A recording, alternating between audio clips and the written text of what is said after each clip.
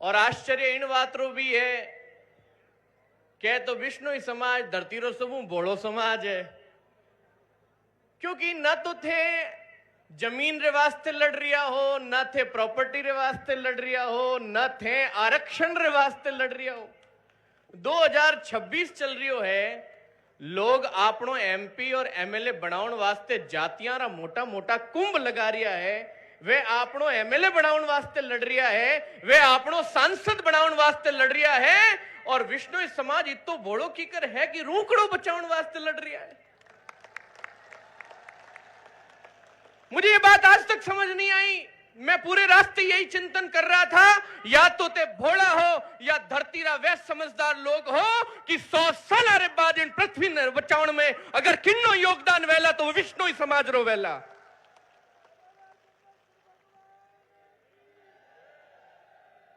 सनातन धर्म का मूल तत्व क्या? पंच तत्वों की रक्षा करना। सनातन धर्म के सारे मानक किस पर टिके हैं? पृथ्वी, जल, अग्नि, आकाश और वायु के संरक्षण पर पूरा धर्म चलता है। मुझे विषय समझ नहीं आता।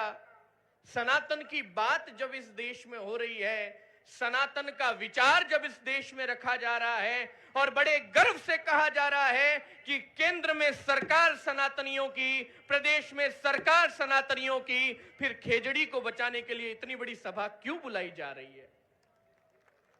कहीं ना कहीं संदेह के घेरे में वो सारे लोग हैं, वो सारे लोग हैं जो धर्म की बात करते हैं, वो सारे लोग हैं जो धर्म के नाम पर सत्ता पर आते हैं, और वो सारे लोग हैं भाइयों जो अपने आप को धार्मिक कहते हैं। मैं यहां पर आज एक चिंता भी व्यक्त करूंगा। यहां पर मैं सिर्फ नेताओं को, सत्ताओं को ही आज यहां पर मैं दोषी नहीं ठहराऊंगा। यहां बैठे हुए सारे लोगों पर मुझे विश्वास है कि ये सारे वही लोग हैं जो प्रकृति प्रेमी हैं, लेकिन विष्णु समाज या विष्णु समाज के साथ साथ सनातन धर्म के किसी भी समाज का जो बंधु यहां बैठा है, मैं आपसे एक सवाल करना चाहता हूं।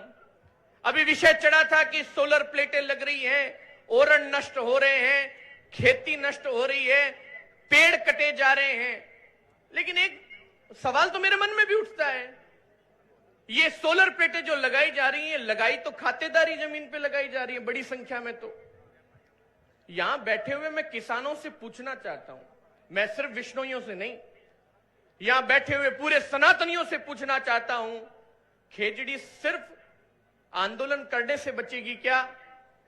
हमारी प्रकृति सिर्फ आंदोलन करने से बचेगी क्या? इस आंदोलन में एक मुद्दा यह भी है जो पिछले कई दिनों से ये संत गांव गांव जाकर के बोल रहे हैं। उस समय आपकी बुद्धि कहां मारी गई थी जब आपके सामने कुछ पेपर लेकर कुछ कंपनी के लोग आए थे और कहा था इतने लाख या इतने करोड़ देंगे, तुम अपनी जमीन हमको लीज पर दे दो या तुम अपनी जमीन हमको बेच दो। उस समय में आपने पेड़ को कटने की बात क्यों नहीं सोची? यह भी चिंतन का विषय। मुझे विश्वास है कि यहां बैठा हुआ कोई भी सनातनी, कोई भी किसान उस प्रवृत्ति का नहीं होगा, लेकिन क्या हमारी जिम्मेदारी नहीं है? क्या हमारी जिम्मेदारी नहीं है कि उन लोगों को जाकर के समझाएं कि चंद पैसों के लालच में आकर ऐसी कंपनियों के हाथों बिके ना?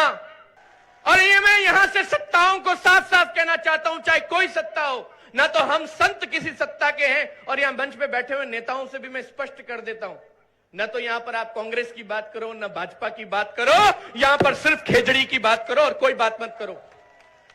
यह मंच उसका नहीं है। और ये जितने नेता है, सच्चे नेता हो तो आज मैं यहां एक घोषणा कर रहा हूं, मेरे साथ उस घोषणा में हामी भरना रविंद्र सिंह भाई को। और मुझे तो जालोर में धरने पर अनशन पर बैठने का अच्छा अनुभव है। मैं तो जालोर में अनशन पर बैठा था, प्रकृति को बचाने के लिए बैठा था। रविंद्र सिंह भाटी साहब को भी अनुभव है वहां पर धरने पर बैठने का। लेकिन आज मैं जिनके बुलावे पर आया हूं, ऐसे आदरणीय सच्चिदानंद जी आचार्य श्री से निवेदन करूंगा, आप भी यहां पर धरने पर बैठो। हम सारे संत यहां पर धरने पर बैठने के लिए तैयार हैं। और अगर आप सच्चे नेता हैं तो एक भी मंच की सीढ़ी उतर करके नीचे मत उतरना।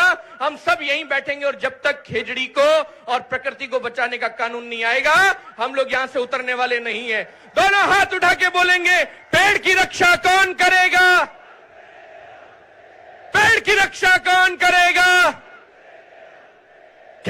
की रक्षा कौन करेगा? बोल गुरु जम्बेश्वर भगवान की।